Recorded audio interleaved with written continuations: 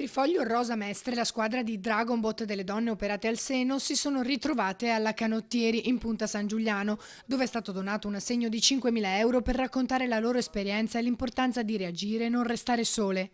Sono un esempio per tutta la società, noi rappresentiamo una fetta abbastanza importante sul territorio e quindi sono un esempio un po' per chi abita e vive la città. Tra loro anche Daniela, che nonostante abbia appena subito un intervento non è voluta mancare. Mi è stato riscontrato un cancro al seno destro e questo cancro, che era una cosa che non mi sarei mai aspettata, però succede, mi ha zittito. Io sono una donna che non ha mai zittito, nessuno è mai riuscito a zittire, e il cancro mi ha zittito per 20 giorni e ho pianto tutta la sera.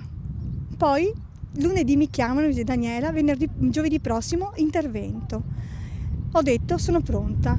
Quando ho detto sono pronta, il giovedì mattina, quando sono andata in sala operatoria, ho detto vai, è la tua seconda opportunità. Una volta si nasce e poi si rivive. Il Dragonbot è utile per riprendere l'articolazione delle braccia e prevenire l'infedema dopo l'intervento al seno. Che lo affrontino con tranquillità e poi ci vengano a trovare qui e vedranno che troveranno un ambiente che le aiuta molto, sia a livello fisico sia a livello, chiamiamolo, emotivo.